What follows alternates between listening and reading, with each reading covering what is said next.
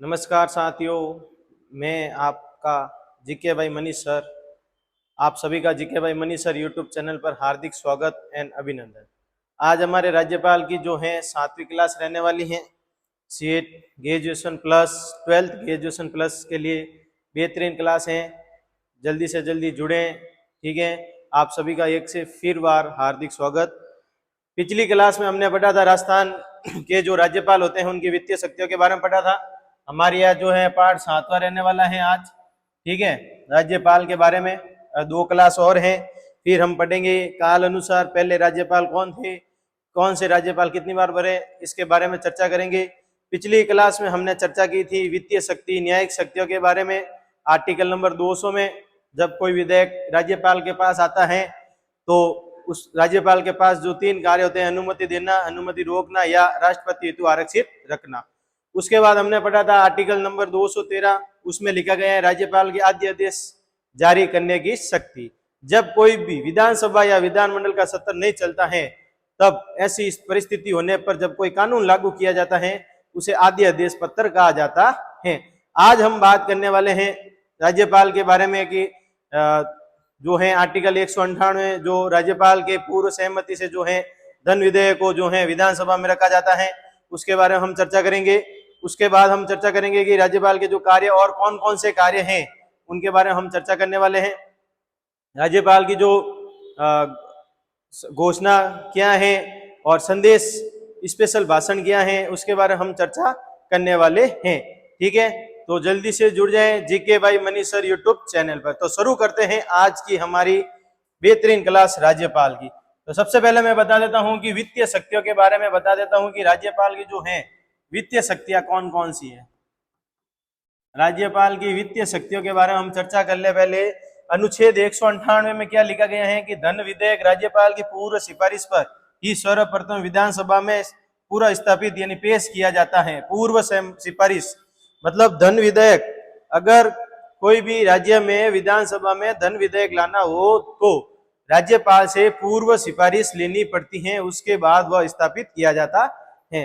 पिछली क्लास में हमने पढ़ा था कि जो राज्यपाल होते हैं ना वो धन विधेयकों को कभी पुनः विचार हेतु नहीं लौटा सकते हैं, बाकी सभी साधारण विधेयकों को पुनः विचार हेतु लौटा सकते हैं। अब देखो धन विधेयक को वो पुनः विचार हेतु क्यों नहीं लौटा सकते, क्योंकि धन विधेयक जब विधानसभा में रखा जाता है ना तब राज्यपाल की पूर्व सिफारिश की आधार पर उसे पुनः पेश किया जाता है। इसलिए जो है ना राज्यपाल धन विधेयक पुनः विचार हेतु नहीं लौटाता। अब ये इसका कारण आपको पता चल गया। कल हमने समझा था कि कोई भी विधेयक राज्यपाल के पास आया तो वो जब हस्ताक्षर कर देते हैं तो वो कानून बन जाता है। अगर वो पुनः विचार हेतु एक बार लौटा सकते हैं, ठीक है, या ऐसा कोई जो संवैधानिक के बारे में, नीति निर्देशक बारे में या समवर्ती जो सीमा उसके बारे में हो तो वो जो है राष्ट्रपति तो आरक्षित रखते हैं, ठीक है। तो आज हमने ये पढ़ा है इस आर्टिकल अनुच्छेद 198 में कि जो राज्यपाल जो धन विधेयक रखते हैं ना विधानसभा में वो राज्यपाल की पूर्व सिफारिश से रखा जाता है। इसलिए वो राज्यपाल है ना धन विधेयक को पुनः विचार हेतु नहीं लौटा सकता है, ठीक है। इसीलिए हमने कल पढ़ा था कि वो पुनः विचार हेतु नहीं लौटा सकते हैं। अनुच्छेद 201 में लिखा गया है कि राज्यपाल प्रतिवर्ष वित्त मंत्री के माध्यम से विधानसभा में वार्षिक वित्तीय विवरण रखा था। वेरी इंपोर्टेंट, 2025 सितंबर एग्जाम 2nd ग्रेड में पूछा गया ये प्रश्न है। ये प्रश्न पूछा गया है कि राज्यपाल प्रतिवर्ष वित्त किसके माध्यम से वार्षिक वित्तीय रखाता है। ये ध्यान रखना कि ये वित्त मंत्री के माध्यम से रखाया जाता है। वार्षिक वित्तीय का मतलब क्या होता है आपको पता है? बजट। संविधान में जो नाम दिया गया ना वो वार्षिक वित्तीय दिया गया है, लेकिन हम जो है सामान्य भाषा में उसको बजट कहते हैं। हर साल जो है ना राजस्थान में बजट पास होता है वो जो वार्षिक रिपोर्ट उसको कहते हैं वार्षिक वित्तीय। वो जो है ना आर्टिकल नंबर 201 में लिखा गया है कि वो है ना राज्यपाल प्रतिवर्ष वित्त मंत्री के माध्यम से इसको है ना विधानसभा में रखवाता है। ये वार्षिक वित्तीय जो है ना इसको हम बजट कहते हैं। क्या कहते हैं? बजट। लेकिन संविधान में बजट नाम का उल्लेख नहीं होकर इसमें वार्षिक वित्तीय का उल्लेख किया गया है, ठीक है। तो ये ध्यान रखना कि जो वार्षिक वित्तीय जो रिपोर्ट आती है ना वो भी है ना राज्यपाल वित्त मंत्री के माध्यम से रखवाते हैं, जिसे हम बजट कहते हैं। जो हर साल हमारा बजट जो पेश होता है ना उसको हम कहते हैं। इसीलिए इसमें वार्षिक विषय लिखा गया है जिसको हम साधारण भाषा में बजट कहते हैं, ठीक है। इसके बाद हमारे पास आता है आर्टिकल नंबर 203 3 में क्या लिखा है, अनुदान की मांग राज्यपाल की सिफारिश पर ही विधानसभा में रखी जाती है, अन्यथा नहीं। अनुदान की मांग कैसे, ठीक है, अगर मानो कोई भी सरकार किसी भी विधानसभा में कोई भी बजट पेश कर दिया, मानो कोई भी विधानसभा में कह दिया कि भाई इस विधानसभा को हम 5 करोड़ रुपए दे रहे हैं, तो इस विधानसभा में मानो, ठीक है, तो इस विधानसभा में ये कार्य करना है, ठीक है। अगर मानो उस विधानसभा में कोई भी चलता चलता और कोई काम करना हो गया, ठीक है, और 5 करोड़ उन्होंने अनुमान लगाया था, ठीक है, मानो मैंने माना 5 करोड़, ठीक है, 5 करोड़ का अनुमान लगाया, ठीक है, अब 5 करोड़ का अनुमान लगाया, 5 करोड़ का तो काम हो गया, ठीक है, लेकिन 5 साल बच गए, इसको और काम कराना है, 5 करोड़ तो पूरे हो गए, ठीक है, अब क्या करना है कि विधानसभा में और कुछ काम कराना विधायकों को, ठीक है, अब उनके पास पैसे कम पड़ रहे, क्या कम पड़ रहे हैं, पैसे कम पड़ रहे हैं कि हम काम कैसे कराए, तो फिर ये क्या कहते हैं कि अनुदान की मांग रखते हैं कि भाई मुझे और अनुदान, मुझे और पैसे थे, हमारी विधानसभा में जो हमने कार्य कराया था, हमारा जो बजट था वो संपूर्ण हो गया है, हमें और जो है जो रुपए की जरूरत है, इसीलिए वो ना जो मांग रखते हैं ना, उसे कहते हैं अनुदान की मांग, के अनुदान लेने की मांग, वो भी जो है ना मांग, वो भी राज्यपाल की सिफारिश पर ही विधानसभा में रखी जाती है, अन्यथा नहीं। राज्यपाल की सिफारिश लेनी पड़ती है, फिर जो है वो विधानसभा में, अन्यथा वो नहीं रखी जाती है। तो समझ में आ गया आपको कि कोई भी बजट पास होता है, पैसे कम पड़ जाते हैं, कोई भी विधानसभा में कोई भी विधेयक अगर काम अच्छा और कराना चाहते हैं, मानो कोई चाहता है कि एक और इसमें सड़क बना देते हैं या चिकित्सा खोल देते हैं, तो उसके लिए जो है विधानसभा में अनुदान की मांग रखी जाती है, वो अनुच्छेद 203(3) में लिखा गया है, वो भी विधानसभा में जो है राज्यपाल की सिफारिश से रखी जाती है। अनुच्छेद 243(1) में लिखा गया है कि राज्य मंत्री परिषद की सलाह से राज्यपाल राज्य वित्त आयोग का गठन करता है, अतः इसके अध्यक्ष व सदस्यों की नियुक्ति करता है। देखो 243(I) और एक होता है 243(Y). देखो 243(I) तो जो होता है वो पंचायत समिति में होता है, पंचायती राज जो होते हैं हम पढ़ेंगे आगे, ठीक है। एक 243(Y) जो है वो नगर निगम में होता है, नगर पालिका में, ठीक है। ये जो है ना वित्त आयोग के लिए कि भाई पंचायत जो होती है ना, पंचायती राज, उसका जो वित्त आयोग का जो गठन है ना, वो आर्टिकल 243(I) में लिखा गया है, और नगर पालिका का जो वित्त आयोग जो होता है वो जो है आर्टिकल 243(Y) में लिखा गया है। वित्त आयोग का मतलब होता है वित्त, यानी जो सरकार के पास जो धन आता है ना वित्त आयोग के पास, वो है ना राज्य और नगर पालिका में बंटवारा करना, कोई भी पैसे वगैरह आवे, ठीक है, तो वो जिसका गठन भी कौन करते हैं, वो मंत्री परिषद की सलाह से राज्यपाल राज्य के वित्त आयोग का गठन करते हैं। अब वित्त आयोग का गठन कौन करेंगे, राज्यपाल, ठीक है।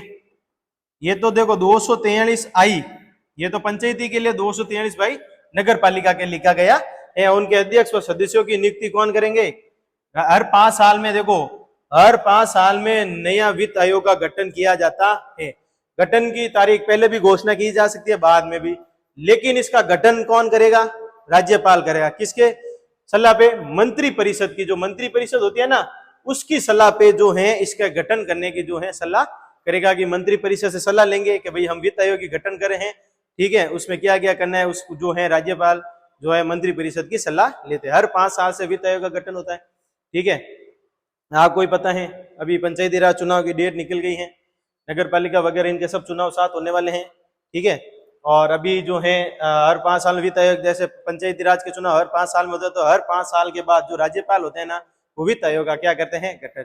ये जो हम आर्टिकल 243(I) और 243(Y) के बारे में पढ़ रहे हैं, 243(I) में पंचायती राज और 243(Y) में जो लिखा गया है क्या, नगर पालिका का, ठीक है। इसमें जो अध्यक्ष और जो सदस्य होते हैं उनकी नियुक्ति की कौन करते हैं, राज्यपाल करते हैं। कौन करते हैं, राज्यपाल, ठीक है। इनके अध्यक्ष और सदस्य दोनों होते हैं ना, उनकी जो नियुक्ति भी वो करते हैं ना, वो राज्यपाल करते हैं, ठीक है। इसके बाद मैं बता दूं आर्टिकल 267(2) में लिखा, राज्य की आकस्मिक निधि पर राज्यपाल का नियंत्रण होता है, अतः इस निधि से पैसे निकालने हेतु राज्यपाल की अनुमति आवश्यक। आकस्मिक निधि मतलब ऐसी कोई परिस्थिति हो जाती है, ठीक है, जब सरकार के पास पैसे की जरूरत होती है ना, आकस्मिक निधि हम कभी कभार बात करते हैं, ऐसा कोई आकस्मिक कारण होने के कारण राज्यपाल राष्ट्रपति के उपराष्ट्रपति कार्य करता है, या राज्यपाल के स्थान पे कोई दूसरे राज्य का जो राज्यपाल काम करता है, इसके बारे में मतलब ऐसे जो हम चर्चा करते हैं आकस्मिक निधि। अगर हमारे पास आकस्मिक निधि फंड के बारे में अगर राज्यपाल नियंत्रण होता है ना, तो इस निधि में पैसे निकालने के राज्यपाल अनुमति लेना पड़ता है राज्यपाल से। अगर आकस्मिक निधि में इस निधि से पैसे निकालने हो तो राज्यपाल से हमें अनुमति लेनी होती है। अनुच्छेद 151(2) में लिखा है भारत का नियंत्रक एवं महालेखा परीक्षक कैग, वेरी इंपॉर्टेंट पर्सन। ये अभी जो है जो पर्यावरण निरीक्षक जो एग्जाम में पूछा गया है, ठीक है, वनपाल वाली जो भर्ती है अभी उसमें पूछा था कैग के बारे में। कैग के बारे में ये पूछा गया थी किस जो पंचायत समिति में जो कैग है ना, महालेखा समिति, वो कितनी बार समीक्षण करते हैं उसके बारे में ये पूछा गया है, ठीक है। अनुच्छेद 151(2) में भारत का नियंत्रक एवं महालेखा परीक्षक राज्य के लोक लेखा संबंधी रिपोर्ट राज्यपाल के समक्ष प्रस्तुत करता है, जिसे राज्यपाल राज्य विधानमंडल के समक्ष रखवाता है, ठीक है। भारत के जो नियंत्रक एवं महालेखा परीक्षक जो होते हैं ना कैग, राज्य की लोक लेखा संबंधी जो रिपोर्ट है ना वो राज्यपाल के समक्ष, जो राज्यपाल होता है ना वो विधानमंडल में इस रिपोर्ट को रखाता है। जो भारत की महालेखा रिपोर्ट है उसको राज्यपाल जो है विधानमंडल में रखवाते हैं, ठीक है।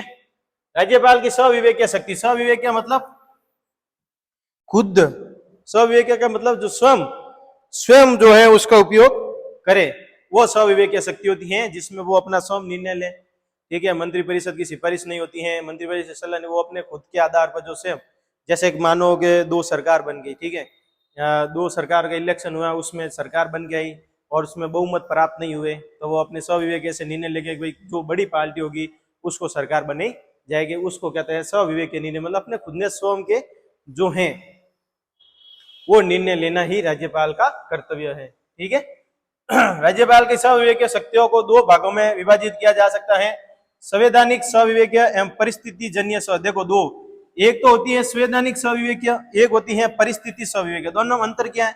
संवैधानिक स्विवेकीय का मतलब ये होता है कि ये जो शक्तियां होती है ना संवैधानिक स्विवेकीय, इसमें क्या होता है कि जो राज्यपाल की स्विवेकीय शक्ति में पिछली क्लास में हमने पढ़ा था कि मंत्रिपरिषद की सलाह पे कार्य करते हैं, मंत्रिपरिषद से सिफारिश करनी पड़ती है किसी की नियुक्ति करने के लिए, वो तो होती है संवैधानिक स्विवेकीय। और एक होती है परिस्थिति जन्य। कभी कभार ऐसी परिस्थिति बन जाती है राज्य में जब राज्यपाल को अपने स्विवेकी शक्तियों का प्रयोग करना पड़ता है, ठीक है। संवैधानिक के अनुसार तो मंत्रिपरिषद की सलाह पे कार्य करना होता है, मंत्रिपरिषद की सिफारिश पे कार्य करना होता है, किसकी नियुक्ति कहाँ करनी है, वो तो हो गई सब संवैधानिक स्विवेकीय। परिस्थिति जन्य का मतलब है कुछ ऐसी परिस्थिति हो जाती है जब राज्यपाल को अपनी खुद के जो अनुसार, अपने अनुसार जो कार्य कराया जाता है उसे कहते हैं परिस्थिति स्विवेकीय शक्तियां, ठीक है। कि ऐसी कोई परिस्थिति बन जाती है तब वो अपनी स्विवेकीय शक्ति का प्रयोग करते हैं, ठीक है।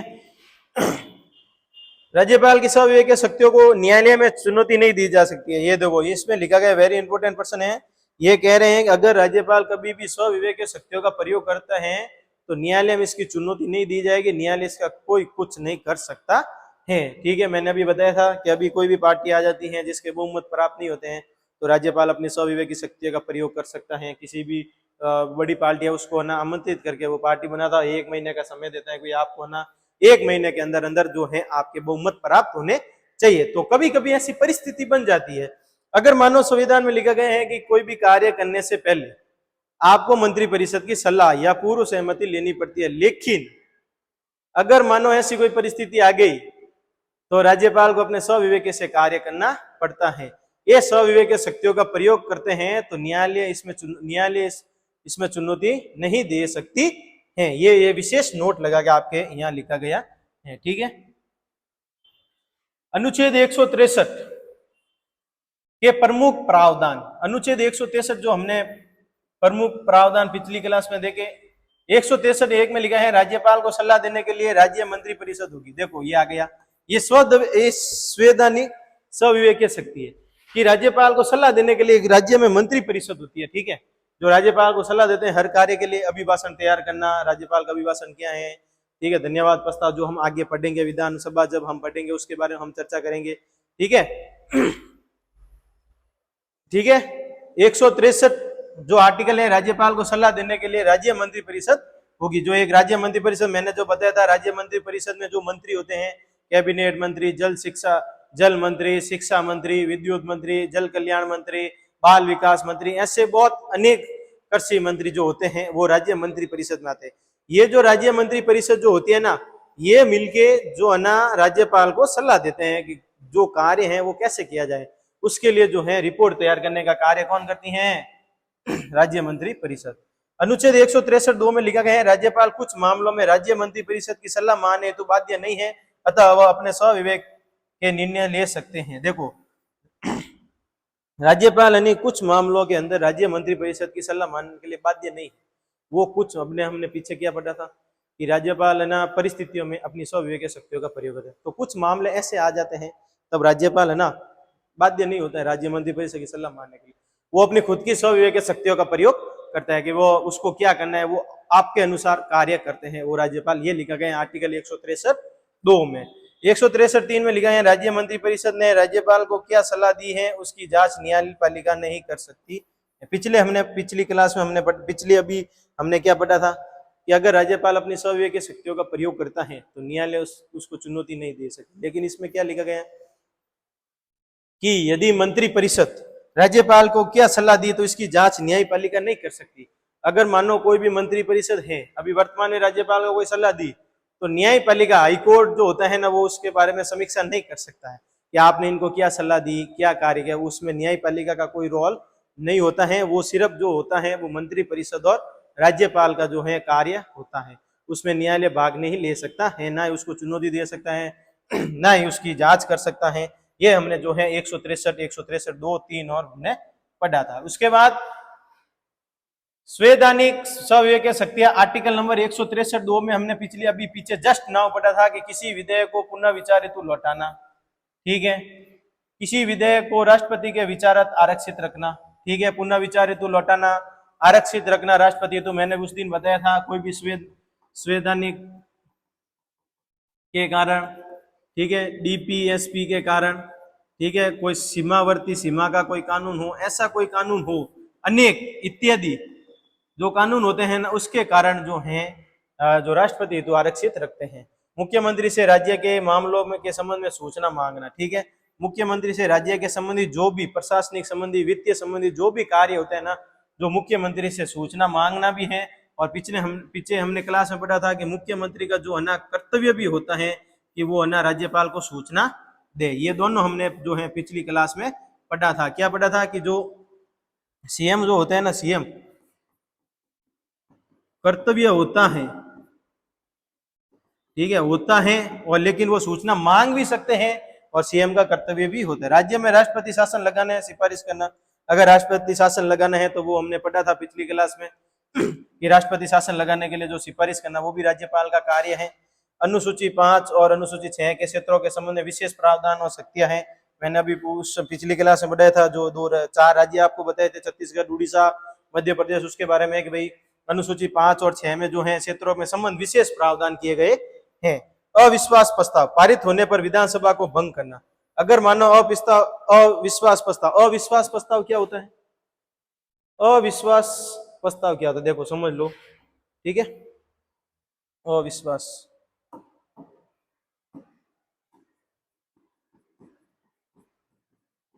अविश्वास प्रस्ताव सुन लो, ठीक है। 2 है, एक है ए और एक है बी, ठीक है। 2 सरकार है, ए और बी, ठीक है। अब ए सरकार है, बी सरकार है, ठीक है। ए सरकार जो है, जो अभी सरकार चल रही है, ठीक है, मान लो एक सरकार की जीत हो गई और बी सरकार की जीत नहीं, ठीक है। अब ए सरकार को जो अगर इनकी कमियां करने के लिए जो बी सरकार जो है वो इनके लिए प्रस्ताव लेके आते हैं, ठीक है, भाई इनको गिराने के लिए कुछ भी प्रस्ताव लेके आ सकते हैं इनके बारे में, ठीक है। अविश्वास प्रस्ताव लेके आते हैं कि भाई ये ऐसे हैं, इसमें ऐसे हैं, इसके इनके बहुमत पूरे नहीं है, इनके जो विधेयक है वो इनके साथ नहीं है, इसकी चर्चा करते हैं, ठीक है। जो ए वाली पार्टी है ना, वो है ना विधानसभा में, कहा हमारे राजस्थान में तो विधानसभा ही है, विधान परिषद तो है नहीं, तो मैं विधानसभा की बात करता हूँ, ठीक है। अब ये जो पार्टी है ना, ये पार्टी विधानसभा में एक प्रस्ताव लेके आए। प्रस्ताव मतलब एक लिखित पत्र होता है, उस पर लिखा होता है कि जो सामने वाली पार्टी के लिए जो लेके आते हैं ना प्रस्ताव, उनके बारे में लिखा होता है कि इनके बहुमत नहीं है या इनके कोई कारण क्या है, अनेक कारण हो सकते हैं, लेकिन मेन जो बहुमत का कारण भी, जो बड़ा कारण है, बहुमत का ही होता है, ठीक है, अविश्वास प्रस्ताव लाने के लिए, ठीक है। हाल ही में जो वर्तमान में पिछले साल हुआ था, ठीक है। अब ये जो है प्रस्ताव लेके आ गए विधानसभा में, ठीक है। अप्रस्ताव लाया इनके बारे में, ठीक है। अब अप्रस्ताव लेके आए, इनको सूचना देनी पड़ती है कि भाई आपके बारे में अविश्वास प्रस्ताव आया है, ठीक है। अब अविश्वास प्रस्ताव जो होता है ना, वो ना जो पार्टी जीती हुई होती है ना उसके लिए आता है। किसके लिए आता है? ए पार्टी के लिए आया था अविश्वास प्रस्ताव, ठीक है, कि भाई ये सरकार है, इनके बहुमत नहीं, इसके कारण यह अविश्वास प्रस्ताव लाया जाता है, ठीक है। उसे कहते हैं अविश्वास प्रस्ताव। जो दूसरी पार्टी के द्वारा लाया जाता है, ठीक है, उसको कहते हैं अविश्वास प्रस्ताव, ठीक है। तो विश्वास प्रस्ताव, अविश्वास प्रस्ताव पारित होने पर विधानसभा भंग। अविश्वास प्रस्ताव पारित होने, मैंने अभी देखो सुनो, अगर मानो ये जो है लेके आए, ठीक है, अब विधानसभा में इसको पारित कर दिया, ठीक है, सब सहमत हो गए 50%, 50%, 50% मानो एक हो गया, निर्णय एक मत हो गया जो अध्यक्ष होते हैं उनका, ठीक है, ये पारित हो गया अविश्वास प्रस्ताव। ये जैसे ही अविश्वास प्रस्ताव पारित हुआ ना, जो ए वाली सरकार है ना वो भंग हो जाएगी। विधानसभा क्या हो जाएगी? भंग हो जाएगी। कौन सी सभा? विधानसभा। विधानसभा क्या हो जाएगी? विधानसभा भंग हो जाएगी, क्योंकि इन्होंने कहा था कि ये पार्टी के पास बहुमत नहीं है। अगर बहुमत नहीं है तो विधानसभा भंग होनी तय है। इसे कहते हैं अविश्वास प्रस्ताव, जो, ठीक है, विधानसभा भंग होने के कारण हो सकता है, ठीक है। अविश्वास प्रस्ताव लाया गया था। परिस्थिति जन्य स्विवेकीय शक्तियां अभी पढ़ा था। त्रिशंकु विधानसभा, यदि चुनाव में किसी दल को स्पष्ट बहुमत प्राप्त ना हो तो राज्यपाल स्विवेकीय से सबसे बड़े दल या गठजोड़ को सरकार बनाने के लिए आमंत्रित करता। मैंने अभी बताया था, अभी जस्ट नाउ पीछे बताया था कि त्रिशंकु विधानसभा परिस्थिति जन्य, मैंने क्या बताया था? अगर कोई भी दो पार्टी जीत के आती है और उनके पास बहुमत नहीं है, ठीक है, बहुमत नहीं होता है ना, तो राज्यपाल अपने स्विवेकी शक्तियों का प्रयोग करते हैं। राज्यपाल अपने स्विवेकी शक्तियों का प्रयोग क्या करते हैं? ठीक है, सबसे बड़े दल और गठजोड़ को पहले तो वो आमंत्रित करते हैं कि जो सबसे बड़ा दल कौन सा है, सबसे बड़े जो पार्टी है वो कौन सी है, ठीक है, कि सबसे बड़े जो वोट किसके पास है, बहुमत किसके पूरे हैं, उसको वो आमंत्रित। गठजोड़ का मतलब है जैसे मानो दो सरकार है, ठीक है, और मानो ए प्लस बी प्लस सी, तीन सरकार मानो, ठीक है। अब ए और बी के बीच टक्कर हो गई, ठीक है, अब दोनों के पास बहुमत नहीं है, ठीक है, मानो दोनों के पास बहुमत नहीं है। अब ए के पास जो है मानो 101 है और इसके पास 80 है और इसके पास जो है 20 है। अब इसको आना बहुमत लेने के लिए इसको आना मानो 20 सीटें और चाहिए, ठीक है, मानना है। एक बार के लिए आपको मैं जनरल नॉलेज के लिए बता रहा हूं कि मानना है इनको, ठीक है। एक सेकंड आपको बता देता हूं, ठीक है।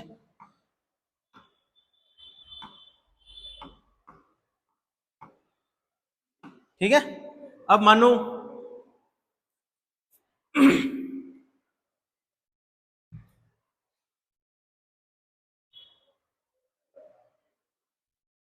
त्रिशंकु का बात करें, ठीक है। अब मैंने कहा था कि ये कुछ परिस्थितियों में स्विवेकीय शक्ति का प्रयोग करते हैं, ठीक है। अब स्विवेकीय शक्ति का प्रयोग कब करेंगे? मानो ए बी और सी डी चार पार्टी है, ठीक है, बी के पास 101 सीट है, इनके पास 80 है, इनके पास 20 है और इनके पास 10 है, ठीक है।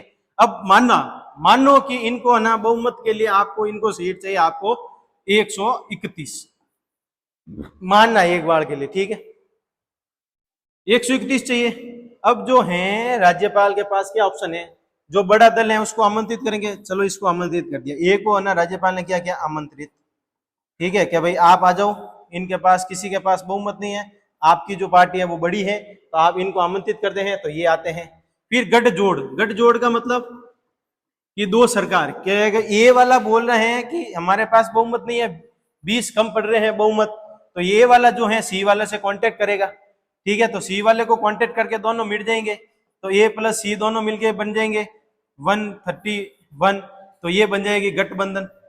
क्या बन जाएगी? गठबंधन सरकार। तो गठजोड़ सरकार और जो बड़ी सरकार होती है उसको जो है ये आमंत्रित करते हैं, या लिखा गया देख लो, ठीक है। त्रिशंकु विधानसभा, यदि चुनाव में किसी दल को स्पष्ट बहुमत प्राप्त ना हो तो राज्यपाल स्विवेकी से सबसे बड़े दल मानो मैंने बताया था 101 इसको, और गठजोड़ मानो ये सी को 20 जोड़ने के लिए साथ लेके आ गए, तो सरकार बनाने के लिए आमंत्रित कर सकते हैं। इनको आमंत्रित करते हैं कि आप अपना बहुमत साबित कर दो, 1 महीने के अंदर आपकी सरकार बन जाएगी। उत्तराधिकारी का अभाव, पद पर रहते हुए मुख्यमंत्री की मृत्यु होने पर यदि कोई स्पष्ट उत्तराधिकारी ना हो तो राज्यपाल अपने स्विवेकी से मुख्यमंत्री नियुक्त कर सकता है। अगर मानो मुख्यमंत्री किसी पद पर हैं और नहीं सॉरी मुख्यमंत्री अपने पद पर हैं और मानो मुख्यमंत्री की मृत्यु हो गई, ठीक है, और उसका उत्तराधिकारी आगे तैयार नहीं है, उत्तराधिकारी का मतलब आगे अभी इलेक्शन में कोई आगे तैयार नहीं है, तो राज्यपाल अपनी स्विवेकीय शक्तियों का प्रयोग करके किसी को मुख्यमंत्री की नियुक्ति कर सकते हैं। ये लिखा गया है इसमें उत्तराधिकारी का अभाव, अगर कोई भी तैयार अभी तक इलेक्शन होने अभाव होता है तो, ठीक है। उसके बाद विशेष अभिभाषण का संशोधन, ठीक है, ये जो है 2 अभिभाषण देते हैं, एक विशेष अभिभाषण होता है, एक अभिभाषण होता है, ठीक है। विशेष अभिभाषण कब होता है? जब कोई भी नई पार्टी बन के सरकार बन के आती है तब तो विशेष अभिभाषण, जब वार्षिक रिपोर्ट आती है तब एक अभिभाषण और होता है। ये अभिभाषण कौन तैयार करते हैं? राज्य की मंत्रिपरिषद करती है, ठीक है, अभी हमने पिछली क्लास में पढ़ा था, ठीक है।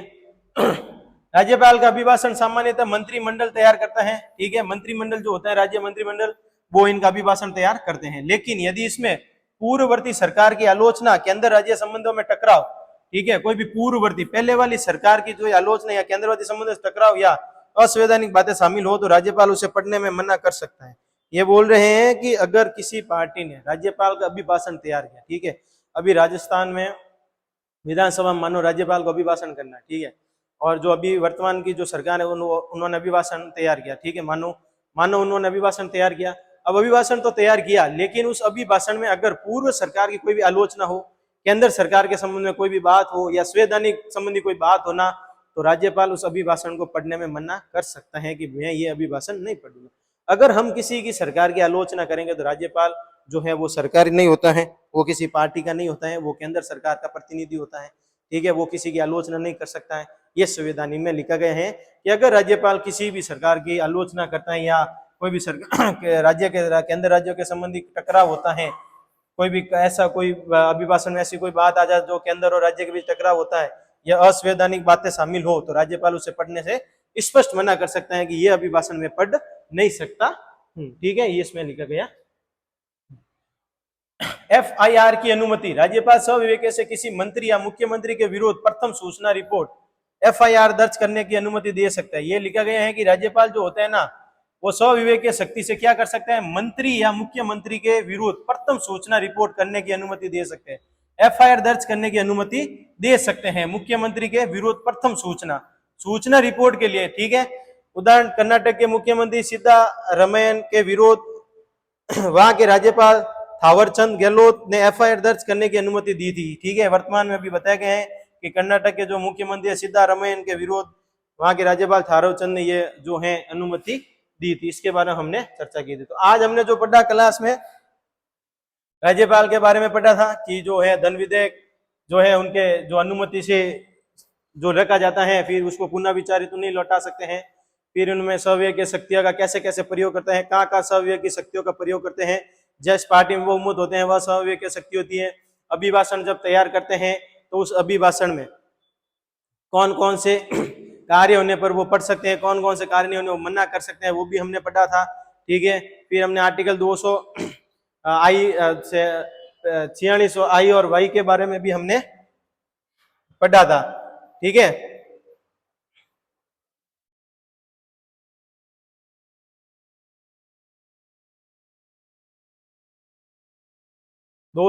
आई और वाई, आई में जो है पंचायती राज के बारे में वित्त आयोग की गठन जो हर 5 साल होता है, और नगर पालिका के बारे में भी हमने पढ़ा था वित्त आयोग के बारे में। तो आज की जो वित्तीय शक्ति के बारे में आर्टिकल 198, ठीक है, इसके अलावा 163, 267, 243 आई वाई इसके बारे में, और फिर राज्यपाल जो है प्रथम सूचना रिपोर्ट के आधार पर FIR दर्ज करने की अनुमति उसके बारे में पढ़ा था। आगे हम जो हमारी क्लास रहने वाली है वो कथन राज्यपाल के बारे में किसने क्या कहा था, फिर काल अनुसार कौन से राज्यपाल सबसे ज्यादा रहे थे, इसकी हम चर्चा करने वाले हैं। तो आज की क्लास हमारी यही होती है समाप्त।